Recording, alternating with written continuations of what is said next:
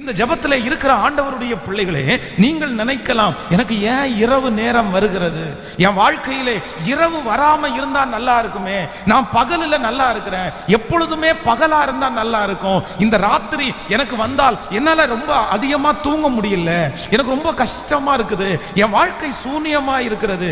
எல்லாரும் இரவுல தூங்குறாங்க, எல்லாரும் ரெஸ்ட் எடுக்கிறாங்க, ஆனா எனக்கு இரவு நேரம் வரவே கூடாதுன்னு நான் நினைக்கிறேன் அப்படின்னு யார் இந்த ஜபத்தை கேட்டு கொண்டிருந்தாலும் நான் நம்புறேன், உங்களுடைய இரவிலே உங்களை காக்கிற ஒரு கர்த்தர் இருக்கிறார், இரவிலே உங்களை ஆசீர்வதிக்கிற ஒரு கர்த்தர் இருக்கிறார். ஆமென். உங்களை ஆண்டவர் தூங்க வைத்துவிட்டு இஸ்ரவேலை காக்கிற கர்த்தர் உறங்காமல் தூங்காமல் நம்மை பாதுகாக்கிறதற்கு கர்த்தர் வல்லவராய் இருக்கிறார். ஆமென் சொல்லுங்கள்.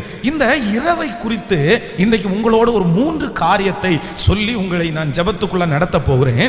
வேதத்திலே இருக்கிற ஒரு 3 பரிசுத்தவான்கள் அவர்கள் சந்தித்த 3 இரவுகள், அந்த இரவுகளிலே ஆண்டவர் அவர்களுக்கு என்ன செய்தார் என்கிறதை குறித்து நம்ம வேகமாய் வாசித்து நம்ம ஜெபிக்க போகிறோம். நம்ம எடுத்துக்கொள்ளலாம். ஆதியாகமம் 28ஆம் அதிகாரம் 10வது வசனத்திலிருந்து ஒரு சில வசனங்களை நம்ம வாசிக்க போகிறோம். யாக்கோபு பேர்சபாவை விட்டு புறப்பட்டு ஆரானுக்கு போய் பிரயாணம் பண்ணி ஓர் இடத்திலே வந்து சூரியன் அஸ்தமித்தபடினால் அங்கே ராத்தங்கி அவ்விடத்து கற்களில் ஒன்றை எடுத்து தன் தலையின் கீழ் வைத்து அங்கே நித்திரை செய்தும்படி படுத்து கொண்டான். அங்கே அவன் ஒரு சொப்பனம் கண்டான். இதோ ஒரு ஏணி பூமியிலே வைக்கப்பட்டிருக்கிறது, அதன் ஒரு நுனி வானத்தை எட்டி இருக்கிறது. அப்பொழுது தேவ தூதர்கள் ஏறுகிறவர்களும் இறங்குறவர்களுமாய் இருக்கிறார்கள்.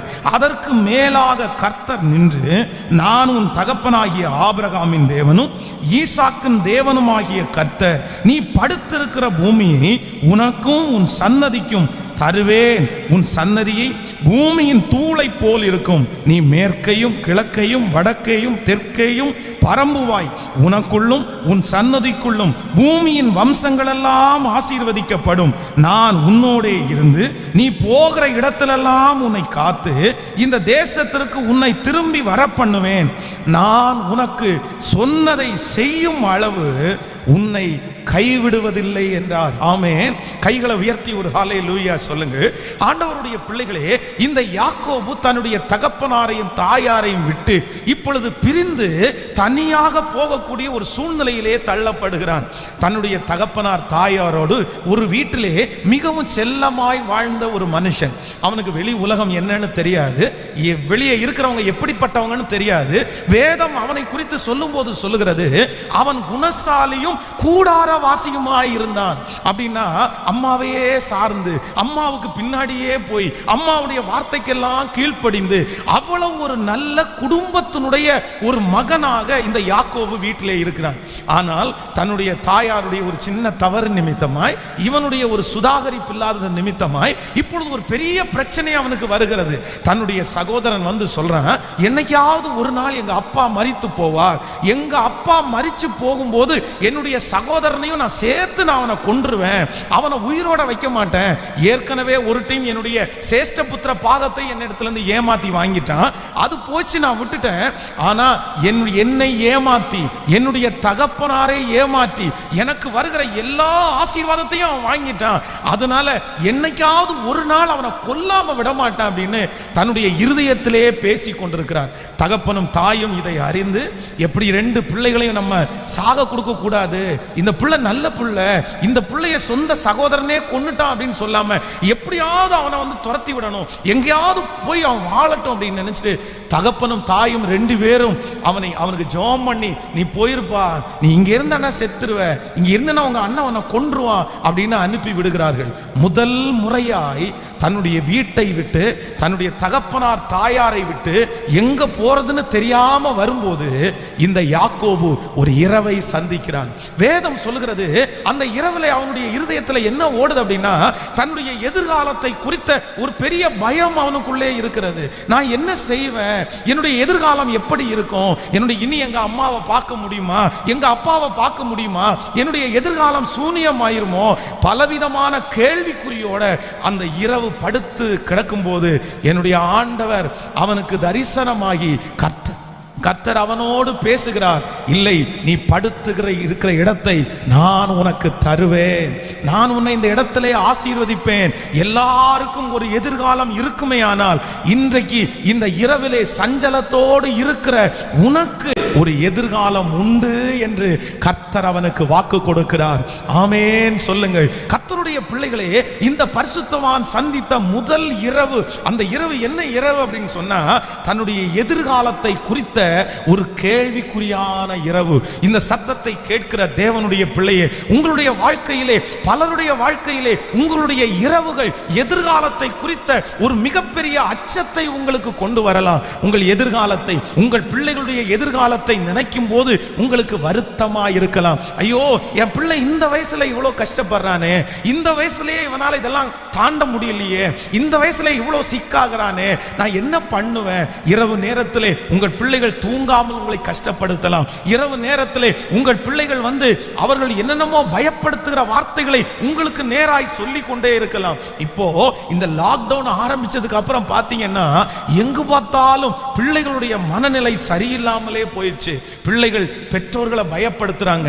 எனக்கு ரொம்ப பயமா இருக்குது, எனக்கு அப்படி இருக்குது, எனக்கு அப்படி தோணுது, நான் இப்படி ஒரு சொப்பனத்தை பார்த்தேன், இந்த சொப்பனத்தினுடைய என்ன விளக்கம்? நான் நம்புறேன், கர்த்தராகிய ஆண்டவர் இரவிலே எதிர்காலத்தை குறித்து பயத்தோடு இருக்கிற ஒவ்வொரு தாய்க்கும், ஒவ்வொரு தகப்பனுக்கும், ஒவ்வொரு பிள்ளைகளுக்கும் சொல்லுகிறார், யாக்கோபுக்கு ஒரு நல்ல எதிர்காலத்தை கர்த்தர் நியமித்தது உண்மையானால், நீ படுத்து கிடக்கிற அந்த இடத்திலே, நீ நித்திரை இல்லாமல் இருக்கிற இடத்திலே என்னுடைய கர்த்தருடைய வார்த்தை உனக்கு நேராக வருகிறது.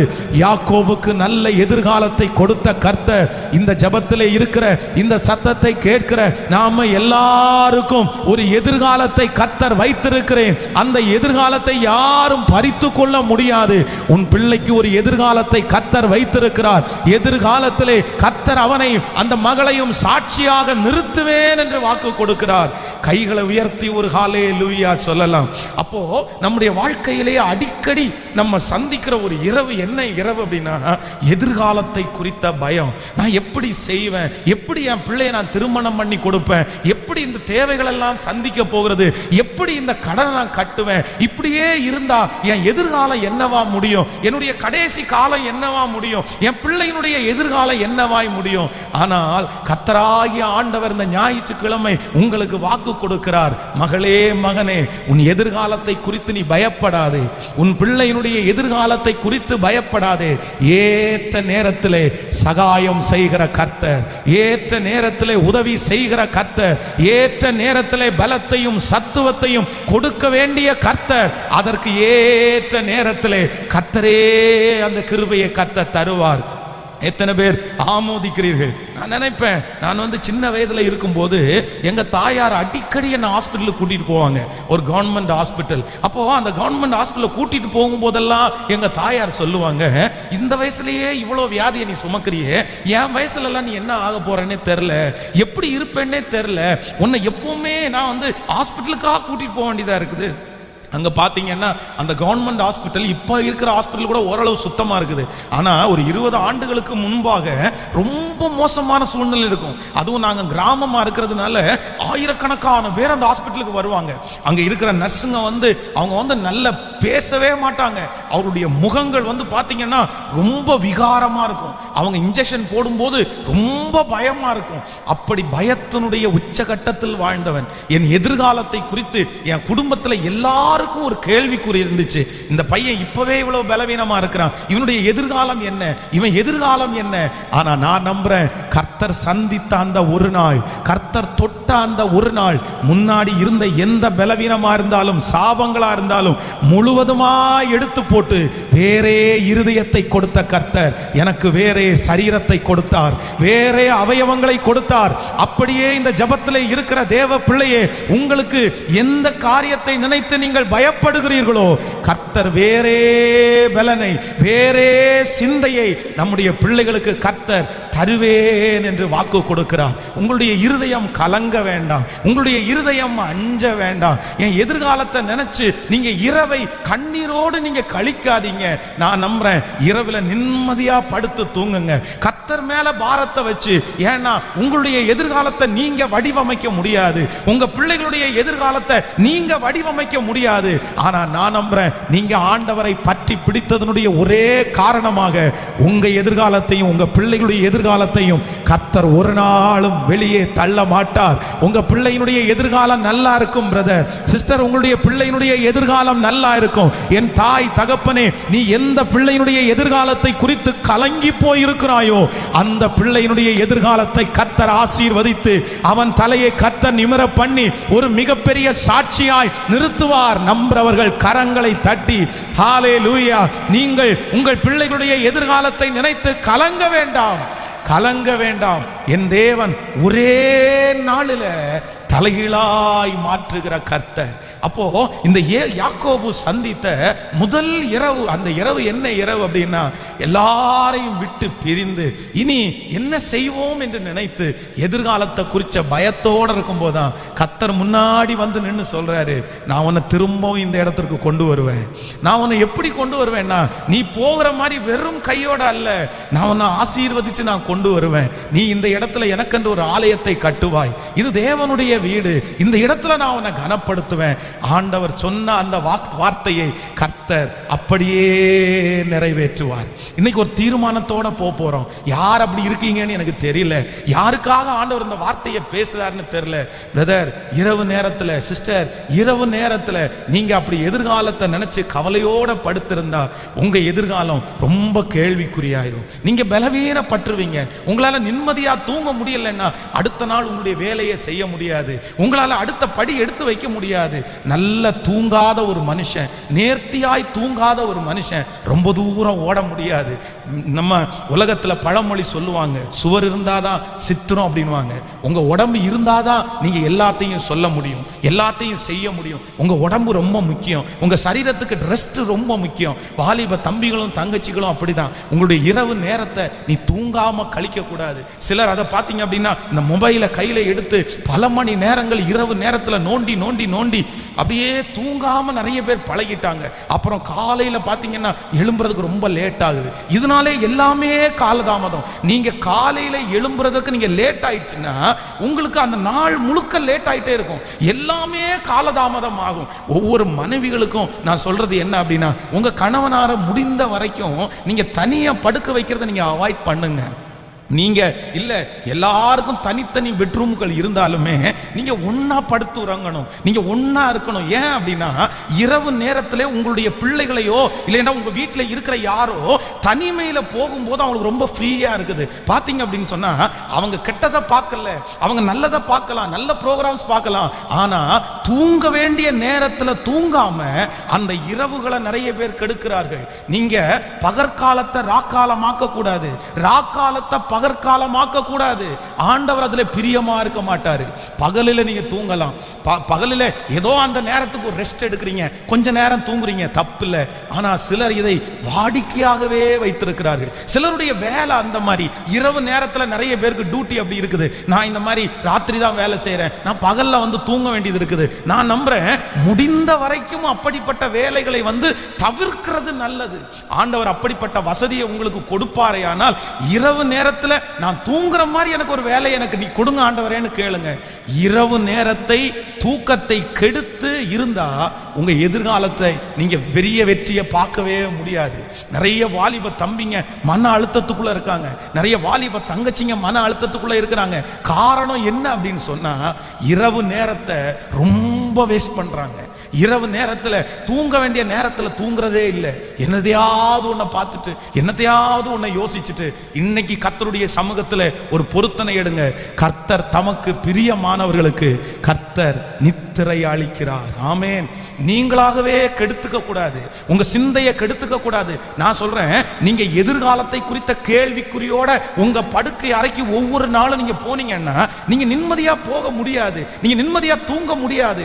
அதற்கு மாறாக இன்னைக்கு ஒரு தீர்மானம் எடுங்க. உங்க கையில கொடுக்கிற ஆண்டவரே, என் எதிர்காலத்தை உங்க கையில கொடுக்கிறேன், என் வாழ்க்கையை உங்க கையில கொடுக்கிறேன், என் பிள்ளையினுடைய வாழ்க்கையை உங்க கையில கொடுக்கிறேன்.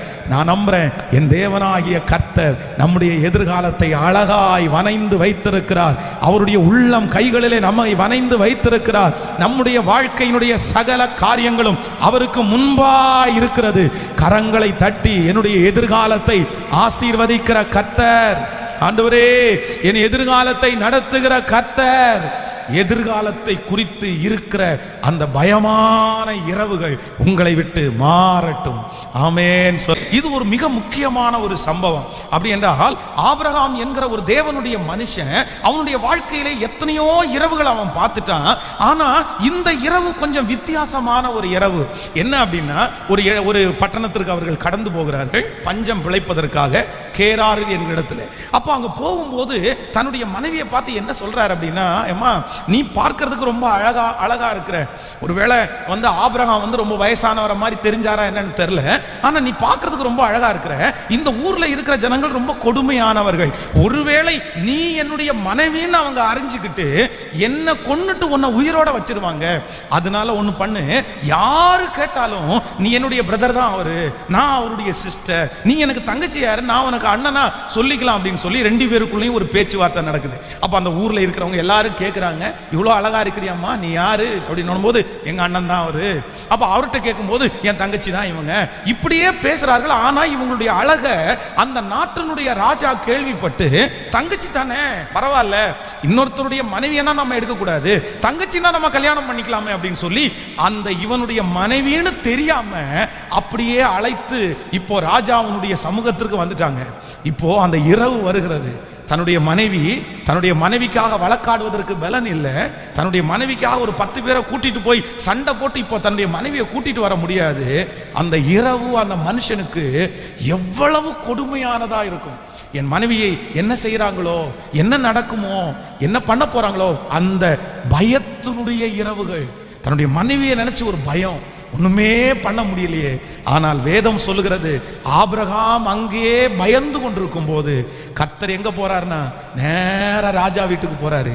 நீ அழைப்பித்த ஸ்திரீயின் நிமித்தம் நீ செத்தாய், நீ செத்துருவடா.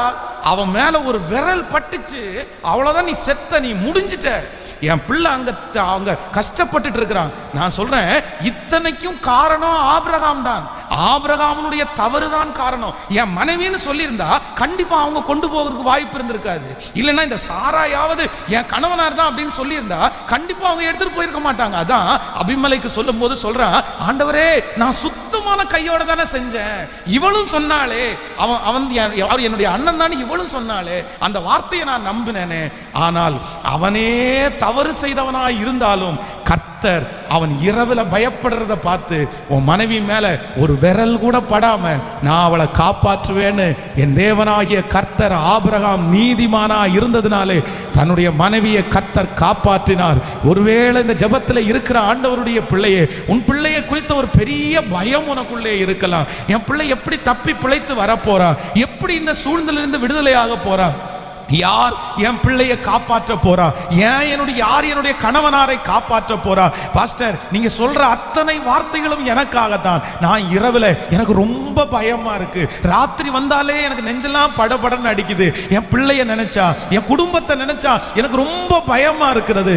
ஆனால் கர்த்தர் இன்றைக்கு வாக்கு கொடுக்கிறார், உன் இரவுல நீ சந்தோஷமாய் படுக்க அறைக்குள் போ, உன் பிள்ளையை நான் பார்த்து கொள்ளுவேன், உன் மகளை நான் பார்த்து கொள்ளுவேன், உன் குடும்பத்தை நான் பார்த்து கொள்ளுவேன். அந்நியனுடைய ஒரு விரல் கூட உங்க பிள்ளை மேல படாதபடி கர்த்தர் பறந்து காக்கிற பட்சியை போல, ஓ தாவீது போன இடத்திலெல்லாம் கர்த்தர் அவனை காப்பாற்றினது உண்மையானால், உன் பிள்ளை போகிற இடத்திலெல்லாம் கர்த்தர் அவனை காப்பாற்றி அந்த பிள்ளையை காப்பாற்றி கொண்டு வருவார். என் பிள்ளைக்கு பேச தெரியாது, என் பிள்ளை ரொம்ப வெகுளியான பிள்ளை, என் பிள்ளை எதுனாலும் நம்பிடுவாங்க, இல்லை இந்த குடும்பத்தில் இருக்கிற என் மனைவி என் கணவன் எதுனாலும் ஈஸியா நம்பிடுவாங்க, நான் எப்படி அவங்கள காப்பாற்ற போறேன்? இப்பொழுது என்னை விட்டு தூரத்தில் இருக்கிறாங்க, யார் அவனுக்கு பாதுகாப்பு, யார் அவங்களுக்கு சொல்லி கொடுப்பாங்க? நான் நம்புறேன் உங்க பிள்ளைகளுக்காக நீங்க ஜெபிச்சா மட்டும் போதுமானது. என் கர்த்தர் பாதுகாக்கிறதுக்கு வல்லவராய் இருக்கிறார். ஆமேன். காலேஜில் படிக்கிற ஒரு வாலிப தங்கச்சி வந்து அவள் படிக்கிற இடத்திற்கும் அவள் தங்கி இருக்கிற அந்த ஹாஸ்டலுக்கும் கிட்டத்தட்ட ஒரு 500 மீட்டர் ஒரே காம்பவுண்டுக்குள்ள தான் இருக்குது. அந்த 500 கிலோமீட்டர் அவர் நடந்து வந்து அந்த ஹாஸ்டல் போகணும். எல்லாருமே பொதுவாக வந்து அந்த பிள்ளைங்க நைட்டு 9:30க்கு அந்த ஸ்டடி முடிச்சிச்சு அப்படி நடந்து போகிறது பிள்ளைகளுடைய வழக்கம். எல்லாரும் முன்னாடி போயிட்டாங்க, இந்த பிள்ளை மட்டும் தனியாக வந்து போக வேண்டிய ஒரு சூழ்நிலை. அது ஒன்றும் பெரிய பயமெல்லாம் இல்லை, அழகா அந்த இடத்துல நடந்து போகலாம். ஆனால் அந்த காம்பவுண்டு முழுக்க பார்த்தீங்கன்னா பெரிய காடு, அது பல ஏக்கர், 15 ஏக்கர் நிலம். அது அந்த காலேஜ் இருக்கிற அந்த இடத்த தவிர மற்ற இடம் எல்லாம் ரொம்ப காடு. அங்கே நிறைய விஷப்பூச்சிகள், பாம்பு அந்த மாதிரி நிறைய இருக்கும். நார்த் இந்தியா பசங்க வந்து அந்த இடத்துல தங்கும்போது பாம்பெல்லாம் பிடிச்சி அவங்களே அங்கே வந்து அடித்து சாப்பிட்ருவாங்களாமா. அந்த மாதிரி ஒரு மோசமான ஒரு இடம் அது. அப்போ இரவு நேரத்தில் இவன் வந்து இங்கேருந்து கிளம்பும் போது தன்னுடைய மொபைலை வச்சு அவங்க வந்து SMS அனுப்பிட்டே இருந்திருக்காங்க. அப்போ அனுப்பிட்டு இருக்கும்போது இவ போகிற வழியை விட்டு அந்த வழி அப்படியே அந்த சகோதரி மாறி அந்த காட்டுக்குள்ள போக ஆரம்பிச்சிட்டா. போக போக பார்த்தீங்க அப்படின்னு சொன்னா செல்லுல வந்து பேட்டரி ரொம்ப லோ, அது ஆஃப் ஆகுது. என்ன பண்றதுன்னே தெரியல, ஃபுல் காடு. இவன் இந்த வெளிச்சத்திலேயே நடந்து போனதுனால முன்னாடி இருக்கிற வெளிச்சத்தை விட்டுட்டான். இப்போ ஒரு காட்டுல நிக்கிறார், இரவு 9:30 மணி, கத்துனா யாருக்குமே கேட்காது, மரண பீதி, செத்துருவேன் அப்படின்ற பயம். டார்ச் அடிச்சோம்னா செல்போன் திரும்பியும் வந்து ஆஃப் ஆயிரும்.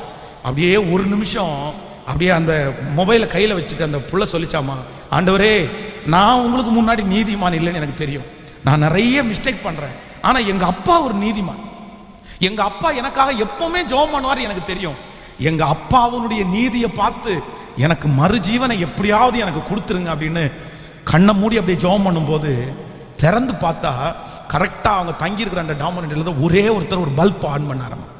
வெளியில் வர்றவர் அந்த வெளிச்சத்தை பார்த்த உடனே அந்த டைரக்ஷன் அவளுக்கு தெரிஞ்சிருச்சு. ஓகே, இந்த இப்படியே நம்ம நடந்து போனோம்னா நம்ம ஹாஸ்டலுக்கு போயிடலான்னு சொல்லி அந்த இரவிலே அந்த தங்கச்சியினுடைய ஜீவனை கர்த்தர் காப்பாற்றினார். அப்போ அவர் சொல்லும்போது அந்த சாட்சி சொல்லும்போது அப்படி சொன்னாங்க, செத்திருப்பேன் நான் பயத்திலேயே, எனக்கு அங்கேயே நான் வந்து அப்படியே யூரின் எல்லாம் போயிட்டேன், நான் அந்த பயம் தாங்க முடியாம அவ்வளோதான், நான் ஒன்றும் இல்லாமல் போயிருப்பேன். பட் நான் எங்கள் தகப்பனார் சேவிக்கிற என் கர்த்தர் என்னை அந்த ஆபத்திலிருந்து காப்பாற்றி என்னை ஜீவனோட கர்த்தர் வைத்தார். இன்றைக்கு அந்த மகள் ஒரு பெரிய ஊழியக்காரியா இருக்கா. அப்போ நான் என்ன நம்புறேன்னா, ஆண்டவருடைய பிள்ளையே, இரவு நேரத்திலே பயத்தோடு உள்ளே போகிறீர்களா? நாளைக்கு என்ன நடக்கும், நாளைக்கு என்ன செய்ய போறாங்க, நான் எப்படி என் பிள்ளைகளை வளர்த்த போறேன், இப்படித்தான் ஒரு தேவ மனுஷன் பயத்தோடு போகிறான். ஆண்டவரே யார் பாதுகாப்பு, யார் பாதுகாப்பு? எனக்கு தெரிஞ்சவங்க யாருமே அங்க இல்லையா ஆண்டவரே? எனக்கு தெரிஞ்சவங்க யாராவது இருந்தா கூட என் மனைவியை கொஞ்சம் பார்த்துக்கன்னு நான் சொல்லுவேன். இல்லை, நானும் போக முடியாது, தெரிஞ்சவங்களும் இல்லை. அந்த சூழ்நிலை ரொம்ப ஒரு கஷ்டமான சூழ்நிலை.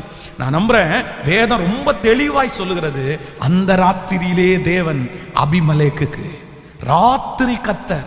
அப்ப நான் என்ன நம்புறேன் அப்படின்னா, அங்க ஆபிரகாம் தூங்கல, அங்க ஆபிரகாம் பயப்பட்டு கொண்டிருக்கிறார்.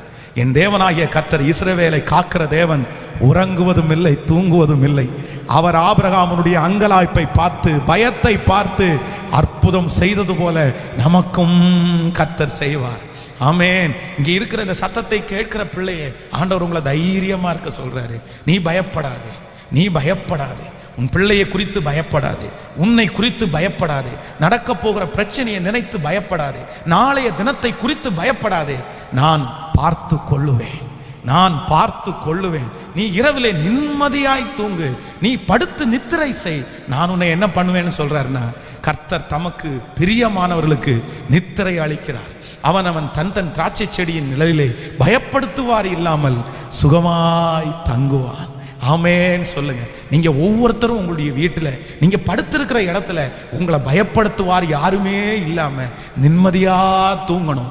நான் ஜெபிக்கிறேன், இந்த பிரசங்கம் பண்ணும் போதே ஜெபிக்கிறேன், இங்க இருக்கிற அத்தனை பேருக்கும் கர்த்தர் இன்றிலிருந்து நிம்மதியான ஒரு தூக்கத்தை கர்த்தர் தருவார்.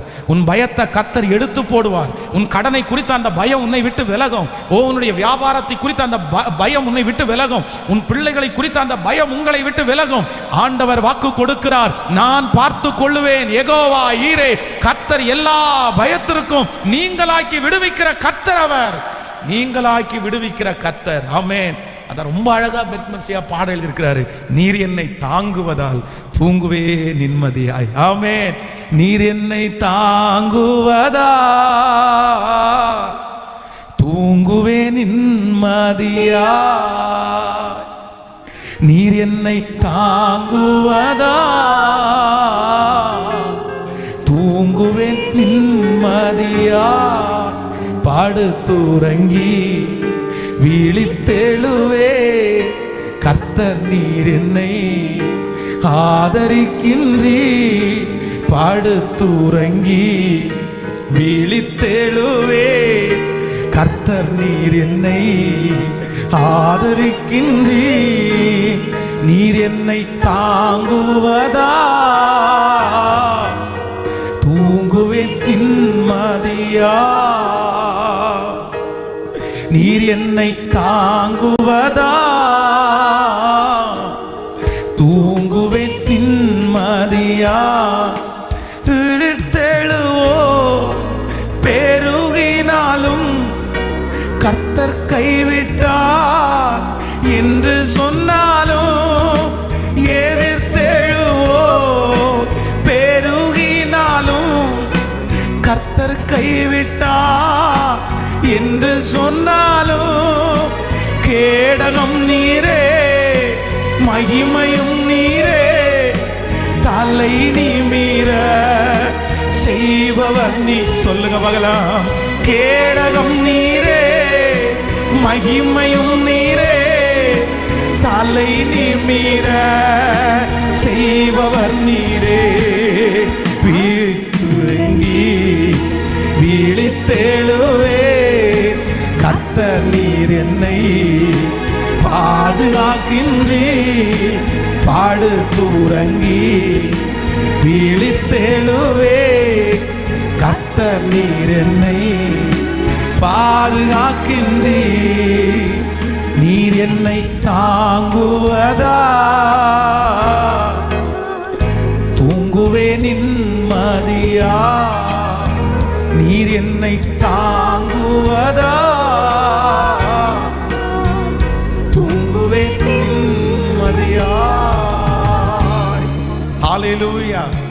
சில இடங்களுக்கு சிலரை காப்பாற்றுவதற்கு நம்மால போக முடியாது, நம்மால போக முடியாது. ஆனா நான் நம்புறேன், தானியேல் சிங்க கபிக்குள்ள போகும்போது சிங்கங்களின் வாயை கட்டி போடுவதற்கு கர்த்தர் தூதர்களை அனுப்பினார். ஆமோதிக்கிறீங்களா? நீங்க நிம்மதியா தூங்குங்க. சில பிள்ளைகளை வெளிநாட்டுக்கு அனுப்பிட்டு பேரண்ட்ஸ் இங்கே ரொம்ப கஷ்டப்படுவாங்க. என் பிள்ளை எப்படி இருப்பானோ, என் பிள்ளை எப்படி இருப்பானோ. சிலரை படிக்க அனுப்பிட்டு என் பிள்ளை எப்படி இருப்பானோ, இல்லைன்னா அந்த பக்கத்து ரூமில் அனுப்பிட்டு கூட நிறைய பேரண்ட்ஸ் வந்து என்ன இருப்பானோ, எப்படி படுவானோ, பயம், ஒரே பயம். நான் என்ன சொல்கிறேன் அப்படின்னா, இல்லை இல்லை இல்லை, நீங்கள் உங்கள் பிள்ளைங்க மேலே கான்சியஸாக இருக்கிறது ஓகே. நீங்கள் ஜெபம் பண்ணுங்க, நீங்கள் ஜெபம் பண்ணுங்க, உங்கள் ஜெபத்தை கர்த்தர் கேட்பாரு. ஆண்டவர் சொல்கிறாரு, நீ நிம்மதியாக படுத்து தூங்குமாக, உன் பிள்ளைய நான் பார்த்துக்கிறேன், நான் பார்த்துருக்கிறேன், நீ பயப்பட வேண்டாம், நீ பயப்பட வேண்டாம். தாவீது போன இடத்துலெல்லாம் கர்த்தர் காப்பாற்றினார். உங்க பிள்ளைங்க எந்த இடத்துல போனாலும் என் கர்த்தர் காப்பாற்றுவதற்கு இருக்கிறார். விசுவாசிக்கிறீங்களா? என் கர்த்தர் காப்பாற்றுவதற்கு இருக்கிறார். ஆமேன்னு சொல்லுங்க. கைகளை மேல உயர்த்தி சொல்லுங்க, ராஜா நீர் காப்பாற்றுகிறவர். நான் நிம்மதியா தூங்கணும் ஆண்டவரே. சொல்லுங்க, ஆண்டவரே நான் வந்து படுத்த உடனே நான் தூங்கிறணும், எனக்கு நல்ல நித்திரை வேணும். அந்த பயத்திற்கு கர்த்தர் எங்களை நீங்களாக்கி விடுவிக்கிறவர். ஆமேன்னு சொல்லுவோம். ஸோ நம்பர் 1, முதலாவதாக பரிசுத்தவான் சந்தித்த முதல் இரவு என்ன அப்படின்னா, எதிர்காலத்தை குறித்த பயம் என்கிற இரவு. ஆனால் ஆண்டவர் என்ன சொன்னார் அப்படின்னா, நீ எதிர்காலத்தை குறித்து பயப்பட வேண்டாம், நான் ஏற்கனவே உன் எதிர்காலத்தை என்ன பண்ணிட்டேன்னா நான் ஆயத்தம் பண்ணிட்டேன். நீ இந்த இடத்துக்கு வருவ, இந்த இடத்துல ஒரு ஆலயத்தை கட்டுவ, இந்த இடத்துல பலி செலுத்துவ. இது கர்த்தர் தங்குகிற இடம், ஆமென். நம்பர் 2, இரண்டாவது, ஒரு பரிசுத்தவான் இந்த இரவில் என்ன பண்றார் அப்படின்னா, தன்னுடைய மனைவிக்காக பயப்படுகிறார். பாதுகாப்புக்கு யாரும் இல்லாம இவர் இங்க தனிய, அவங்க அங்க தனிய போராடி கொண்டிருக்கும் போது கர்த்தர் சொல்றாரு, உன் மனைவிக்காக நீ பயப்படாதப்பா, நீ நிம்மதியா படுத்து உறங்கு, உன் மனைவியை ஒரு விரல் கூட படாம நான் காப்பாற்றுவேன், நான் காப்பாற்றுவேன், நான் இருக்கிறேன். ஆமென். மூன்றாவதாக நம்பர் 3, மூணாவது ஒரு இரவை சந்தித்த ஒரு நபரை குறித்து நம்ம வாசிக்க போகிறோம். ரூத்தின் புஸ்தகம் 3ஆம் அதிகாரத்தை எல்லாரும் எடுத்துக்கொள்ளலாம். ரூத்தின் புஸ்தகம் 3ஆம் அதிகாரத்திலே 13வது வசனத்தை நம்ம வாசிக்க போகிறோம். எல்லாரும் எடுத்துக்கொள்ளலாம். ரூத்தின் புஸ்தகத்திலே ஸ்தோத்திரம் 3வது அதிகாரம் ரூத்தின் புஸ்தகம் 3வது அதிகாரம் 13வது வசனத்தை வாசிக்கலாம். ராத்திரிக்கு தங்கி இரு, நாளைக்கு அவன் உன்னை சுதந்திர முறையாய் விவாகம் பண்ண சம்மதித்தால் நல்லது. அவன் விவாகம் பண்ணட்டும், அவன் உன்னை விவாகம் பண்ண மனதில்லாதிருந்தானே ஆனால் நான் உன்னை சுதந்திர முறையாய் விவாகம் பண்ணுவேன் என்று கர்த்தருடைய ஜீவனை கொண்டு ஆணையிடுகிறேன். விடியற்காலம் மட்டும் படுத்து கொண்டு இரு என்றான். இன்னொரு விஷயம் கூட வாசிக்கலாம். நீங்கள் அந்த 13வது வசனம் வாசிக்கலாம். 13வது வசனம், ராத்திரிக்கு தங்கி இரு, நாளைக்கு அவன் உன்னை சுதந்திர முறையாய் விவாகம் பண்ண சம்மதித்தால் நல்லது. அவன் விவாகம் பண்ணட்டும், அவன் உன்னை விவாகம் பண்ண மனதில்லாதிருந்தானே ஆகில் நான் உன்னை சுதந்திர முறையாய் விவாகம் பண்ணுவேன் என்று கர்த்தருடைய ஜீவனை கொண்டு ஆணையிடுகிறேன். விடியற்காலம் மட்டும் படுத்து கொண்டிரு. ஆமென். கர்த்தருடைய பிள்ளைகளே, மூன்றாவது இங்கே ஒரு தேவனுடைய பிள்ளை ஒரு இரவை சந்திக்கிறார்கள். யார் அப்படின்னா, இந்த ரூத் ஒரு இரவை சந்திக்கிறாங்க. அவருடைய வாழ்க்கையிலே ஏற்கனவே இளம் வயதிலே தன்னுடைய கணவனாரை இழந்து இவர்கள் விதவையாக்கப்பட்டிருக்கிறாங்க. இவங்க மட்டும் விதவையாக்கப்படல, இவருடைய மாமியாரும் விதவையாக்கப்பட்டிருக்கிறாங்க. ஒரே வீட்டில் பார்த்தீங்கன்னா 3 மரணங்கள். அந்த வீட்டில் இருக்கிற எல்லா ஆண் பிள்ளைகளும் இறந்து போனார்கள். ஒருவேளை ஒரு மகன் இறந்து போனால், மோசையினுடைய சட்டத்தின்படி ஒரு மகன் இறந்து போனா, ஆனா அந்த மருமகளை இன்னொரு மகன் கூட விவாகம் பண்ணி நீ வாழலாம், அவளுக்கு சுதந்திரம் உண்டாகும் அப்படின்னு சொல்லுகிறது. ஆனா இந்த குடும்பத்தை பொறுத்த வரைக்கும் ஆம்பிள்ளைகள் யாருமே இல்லை. நகோமி அந்த ஊரை விட்டு இப்பொழுது தன்னுடைய சொந்த இடத்திற்கு வரும்போது ஜனங்கள் எல்லாரும் அவளை பார்த்து நகோமி நகோமின்னு கூப்பிடும்போது அவள் சொல்றா, என்னை நகோமி என்று கூப்பிடாதீங்க, என்ன மாறாள் அப்படின்னு கூப்பிடுங்க. சர்வ வல்லவர் எனக்கு மிகுந்த கசப்பை கட்டளையிட்டார். அவ்வளவுதான், நான் நிறைவுள்ளவளாய் போனேன், இப்பொழுது குறைவுள்ளவளாய் வந்திருக்கிறேன். ஆனா இந்த ரூத் ஆண்டவரை ரொம்ப நம்புறவங்க. ஒரு இரவு போவாஸ் என்கிற அந்த மனிதனை அவர்கள் சந்திக்கிறார்கள். அந்த மனிதன் பார்த்தா ரொம்ப நீதிமானா இருக்கிறான். அவங்களுக்கு ரொம்ப பிடிச்சிருச்சு. சே, இந்த மாதிரி ஒரு மனுஷன் நம்முடைய வாழ்க்கையை ஏற்றுக்கொண்டா, நமக்கு வாழ்க்கை துணையா வந்தா நம்ம எவ்வளோ ஆசீர்வதிக்கப்பட்டவர்கள், கடவுள் நம்மோட இருக்கிறத எல்லாருமே கண்டுகொள்வார்களே, ஒரு பெரிய கற்பனையோட அந்த இடத்துல இருக்கும்போது அந்த மனுஷன் என்ன சொல்றான் அப்படின்னு சொன்னா, அம்மா உன்னை நான் மேரேஜ் பண்ணிக்குவேன், உன்னை திருமணம் பண்ணிப்பதற்கு நான் ஆயத்தமா இருக்கிறேன், ஆனா உன்னை சுதந்திர முறையாய் விவாகம் பண்றதுக்கு ஒருத்தர் இருக்கிறாரு. அந்த மனுஷன் இல்ல, நான் கல்யாணம் பண்ண வேண்டாம், நான் விருப்பப்படல, யாராவது ஒருத்தர் மேரேஜ் பண்ணிக்கிங்கன்னு சொன்னா நான் கல்யாணம் பண்ண முடியும். ஆனா அந்த மனுஷன் திருமணம் பண்றேன்னு ஒத்துக்கிட்டா நான் ஒண்ணுமே பண்ண முடியாதுமா. அப்ப நான் என்ன நம்புறேன் அப்படின்னா, தனக்கு கைக்கு பக்கத்துல ஒரு வாழ்க்கை வந்துருச்சு, அதை குறிச்ச ஒரு பெரிய கற்பனை, நம்முடைய வாழ்க்கையில ஒரு பெரிய அதிசயத்தை ஆண்டவர் செஞ்சுட்டாரு. அவரை நம்பினதுனால ஆண்டவர் நம்மளை கைவிடல.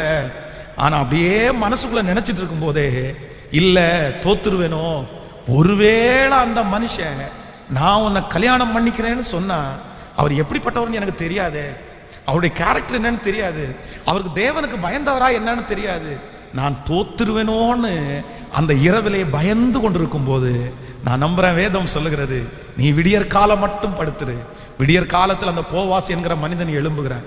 அந்த இனத்தாரை பார்த்து இந்த பொண்ணை விவாகம் பண்றியான்னு கேட்ட உடனே அவன் சொல்றான், நான் விவாகம் பண்ணிக்கிறேன் அப்படின்றான், கல்யாணம் பண்ணிக்கிறேன் அப்படின்றான். உடனே அவன் சொல்றான், ஒரே ஒரு ரூல்ஸு, நீ விவாகம் பண்ணணும் அப்படின்னு சொன்னா அவ பேர்ல இருக்கிற கடன், அவ பேர்ல இருக்கிற மொத்தத்தையும் உன் தலையில நீங்க வாங்கணும், பரவாயில்லையா? சொன்ன உடனே பொண்ணு வேணா கல்யாணம் பண்ணி கொடுங்க, ஆனா பிரச்சனையை இதை நான் தலையில சுமக்க மாட்டேன். பொண்ணு கிடைச்சா சந்தோஷம். ரூத் எப்படி இருந்திருப்பாங்கன்னு தெரியல, ஆனா பிரச்சனை என்ன உடனே வேண்டாம் வேண்டாம் வேண்டாம் வேண்டாம், நான் விட்டுறேன். ஆனா வேதம் சொல்லுகிறது, அந்த இரவிலே பயப்பட்ட அந்த சகோதரிக்கு ஆண்டவர் அவள் நினைப்பதற்கும் வேண்டுவதற்கும் அதிகமான ஒரு வாழ்க்கையை கர்த்தரே ஏற்படுத்தினார். ஆமேன்னு சொல்லுவோம். சில மனிதனுடைய இரவுகள் தோற்று போயிடுவோமோ என்கிற இரவு உங்களுடைய இருதயத்தில் இருக்கலாம். படுக்கை அறைக்கு போகும்போது ஒவ்வொரு நாளும் நான் அப்படி தான் நினைக்கிறேன், இன்னைக்கு எங்கே தோற்று போக போகிறேன்னு எனக்கு தெரியல, நான் என்னைக்கு ஜெயிப்பேன், நான் என்னைக்கு வெற்றி அடைவேன், என்னைக்காவது ஒரு நாள் நான் வெற்றியை பார்க்க மாட்டேனா, என் பிள்ளை ஒரு நாள் வெற்றியை பார்க்க மாட்டேனா, அந்த ஒரே ஒரு வெற்றியை பார்த்துட்டேன் அப்படின்னா நான் நிம்மதியாக தூங்கிடுவேன் பாஸ்டர். ஆனால் வெற்றி எனக்கு தூரமாக இருக்குது, அதனால தான் எனக்கு இரவு நேரத்தில் தூங்கவே முடியல. ஆனால் வேதம் சொல்லுகிறது, ரூத்திற்கு மன விருப்பத்தை நிறைவேற்றின கர்த்தர், வெற்றி அடைய பண்ணின கர்த்தர் இன்றைக்கு இந்த சத்தத்தை கேட்கிற உங்களையும் பார்த்து சொல்லுகிறார், உன் இரவு சஞ்சலமாக வேண்டாம், உன் இரவு பயமான இரவாய் மாற வேண்டாம். கர்த்தர் சொல்லுகிறார், நான் உன்னை ஜெயிக்க பண்ணுவேன். ஏற்கனவே நீ ஒரு இடத்திலே தோற்று போனது உண்மை, ஆனால் இனி காலடி எடுத்து வைக்கிற அந்த காரியத்தை நீ பயப்பட வேண்டாம், திகைய வேண்டாம். நான் இந்த இரவிலே உன்னை நான் தொடுவேன், உன்னை நான் ஆசீர்வதிப்பேன், உனக்கு ஒரு பெரிய ஜெயத்தை நான் தருவேன். நம்புறவர்கள் கரங்கள் அப்படி மேலே உயர்த்தி, எஸ் லார்ட் நான் நம்புற ஆண்டவரேன்னு சொல்லுங்க. Thank you Jesus. பிரதர், உங்களை ஜெயிக்க பண்ணுகிற கர்த்தர், சிஸ்டர் உங்களை ஜெயிக்க பண்ணுகிற கர்த்தர். ஐயோ, நான் ஒரு நாளாவது நான் ஜெயித்து என் படுக்கை அறைக்கு போகணும் பாஸ்டர், ஆனால் என்னால் முடியல, நாளைக்கு காலையில் தோற்று விடுவேனோன்னு என்னுடைய இருதயம் அப்படியே பயத்தினால நிரம்புது. இல்லை, ஜெயிக்க பண்ணுகிற கர்த்தர். கைகளை உயர்த்தி சொல்லுவோம், ஆண்டவரே நான் உம்மை விசுவாசிக்கிறேன், கிறிஸ்துவுக்குள் எங்களை வெற்றி சிறக்க பண்ணுகிற கர்த்தர் அவர். சொல்லுங்க, எங்களை எல்லா இடங்களிலும் வெற்றி சிறக்க பண்ணுகிற கர்த்தர். ஆமேன். சிங்கக்கபியா இருந்தாலும் நான் நம்புறேன், அங்கேயும் நமக்கு ஜெயத்தை கொடுக்கிறதற்கு கர்த்தர் வல்லவராய் இருக்கிறார்.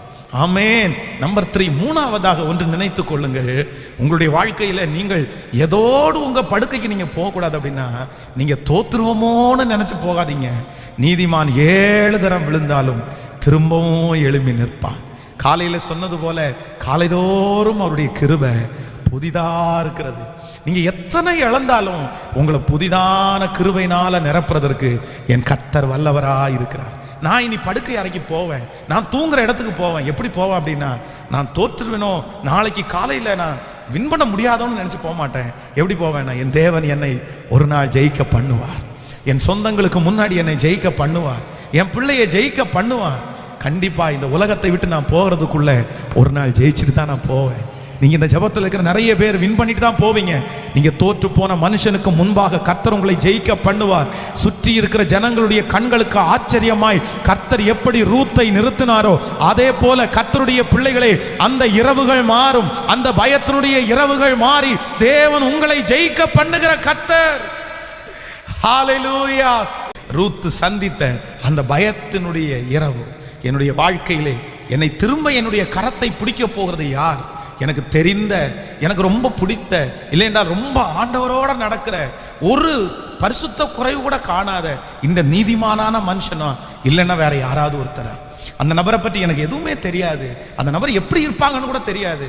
ஆனா அவங்கள திரும்ப நான் கையை பிடிச்சி ஏற்கனவே பட்ட கஷ்டத்தை விட பெரிய கஷ்டப்படுவேனோ அப்படின்ற ஒரு பெரிய கேள்விக்குறியோட அந்த இரவு படுத்து தூங்க கூட இல்லை, தூக்கம் வரல.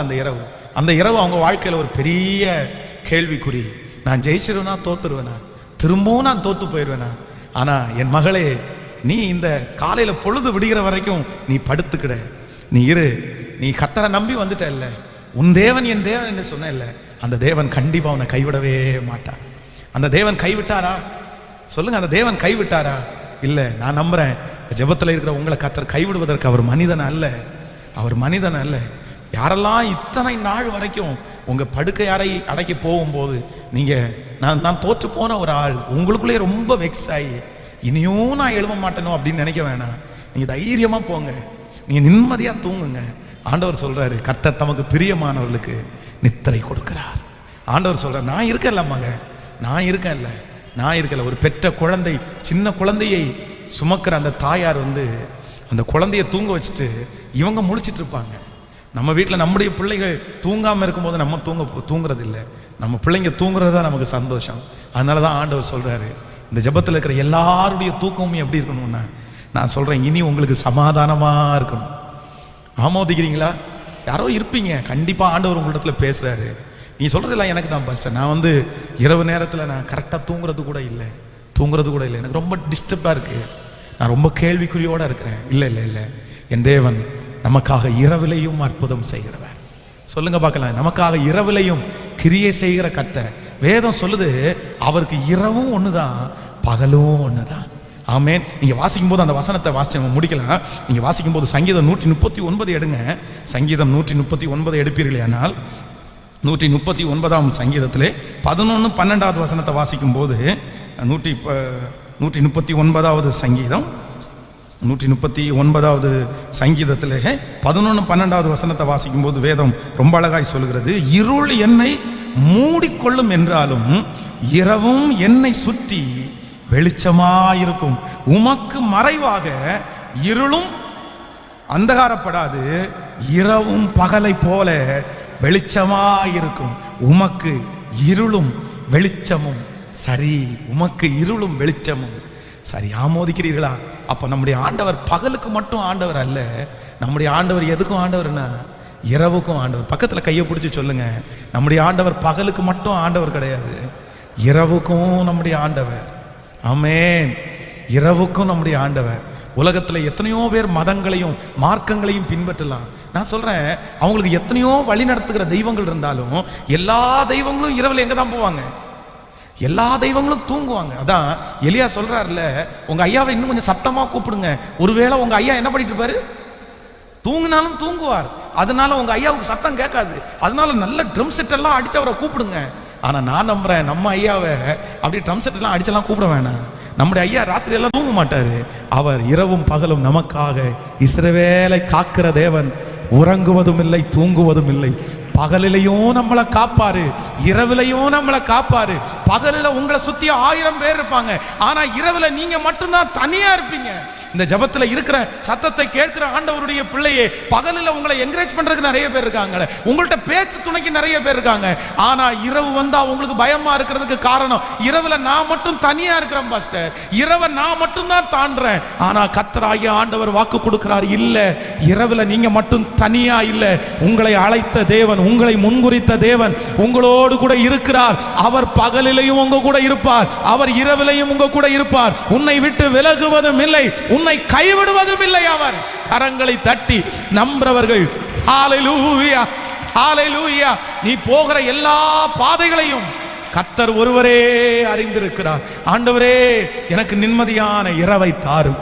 கைகளை உயர்த்தி சொல்லுங்க, ஆண்டவரே எனக்கு வெற்றியான இரவுகளை தாரும், உம்மோடு பேசுகிற இரவை தாரும். நான் படுத்தேன், நித்திரை செய்தேன், நான் விழித்து கொண்டேன், கர்த்தர் என்னை தாங்குகிறார். இந்த ஜெபத்தில் இந்த சத்தத்தை கேட்கிற ஒவ்வொரு தேவனுடைய பிள்ளையும் இந்த அனுபவம் கண்டிப்பா உங்களுக்கு வரும். நீங்க படுப்பீங்க, நீங்க நித்திரை செய்வீங்க, காலையில விழிக்கும் போது கர்த்தர் உங்களுடைய அவருடைய கரத்தினால் தாங்கிறத, ஓ நான் காலையிலே எழும்பி உங்க முக பிரசன்னத்தினால நான் திருப்தி ஆவேன், உங்க பிரசன்னத்துல நான் திருப்தி ஆவேன். கர்த்தர் உங்களை தாங்கிறத இது முதல் நீங்க பாப்பீங்க. ஆமென் சொல்லுங்க. தேவ சமூகத்தில் அப்படி எழும்பி நின்று, என் இரவுகளை பகலாக்குகிற கர்த்தர், என் இரவுகளை பகலாக்குகிற கர்த்தர். Thank you Jesus. இரவிலே வடிக்கிற கண்ணீரை காண்கிறவர், இரவிலே நமக்காக யுத்தம் செய்கிறவர், இரவிலே நமக்காக சகல காரியங்களையும் ஆயத்தம் பண்ணுகிற கர்த்தர். நீங்க சும்மா இருக்கும் போது, நீங்க இரவுல ரெஸ்ட் எடுக்கும் போது, உங்களுக்குள்ள சகல காரியத்தையும் என் கர்த்தர் ஆயத்தம் பண்ணுகிறார். என் கர்த்தர் நீங்க அமைதியா இருக்கும் போது உங்களுக்காக கர்த்தர் பேசுகிறார், உங்களுக்காக கர்த்தர் வழக்காடுகிறார். கைகளை அசைத்து ஒரு ஹல்லேலூயா சொல்லுங்கள். 3 காரியத்தை ஆண்டவர் பேசியிருக்கிறாரு. நம்பர் 1, முதலாவதாக ஆண்டவர் நம்முடைய இரவுகளை, எந்த இரவுகளை எல்லாம் மாற்றுவார்னா, எதிர்காலத்தை குறித்த பயம் என்கிற இரவை கர்த்தர் நமக்கு ஆச்சரியமா மாற்றுவாரு. ஆமென் சொல்லுவோம். சோ ஒரு தேவனுடைய பிள்ளை பயத்தோட எங்க போக வேண்டாம்னா, எதிர்காலத்தை குறிச்ச பயத்தோட உங்க அறைக்கு நீங்க போக வேண்டாம். நீங்க நிம்மதியா தூங்குங்க. நம்ம எதிர்காலத்தை ஏற்கனவே கர்த்தர் எழுதிட்டாரு. நம்பர் 2, இரண்டாவதாக பயத்தோட ஆண்டவருடைய பிள்ளைகள் படுக்கை அறைக்கு போக வேண்டாம். நம்மையும் நம்முடைய குடும்பத்தையும் நமக்குள்ள எல்லாவற்றையும் காப்பாற்றுவதற்கு கர்த்தர் ஆயத்தமா இருக்கிறார். கர்த்தர் ஆயத்தமா இருக்கிறார். நம்புகிறீர்களா? தேவன் ஆயத்தமா இருக்கிறார். நம்பர் 3, மூன்றாவதாக கர்த்தர் நமக்கு கொடுக்கிற ஒரு மிகப்பெரிய இரவு என்ன அப்படின்னு சொன்னா, நான் தோற்று விடுவேனோ என்கிற அந்த பயத்தோட நீங்க உள்ள போக வேண்டாம். ஆண்டவர் சொல்றாரு, இல்ல, நான் உன்னை ஜெயிக்க பண்ணுகிற கர்த்தர்.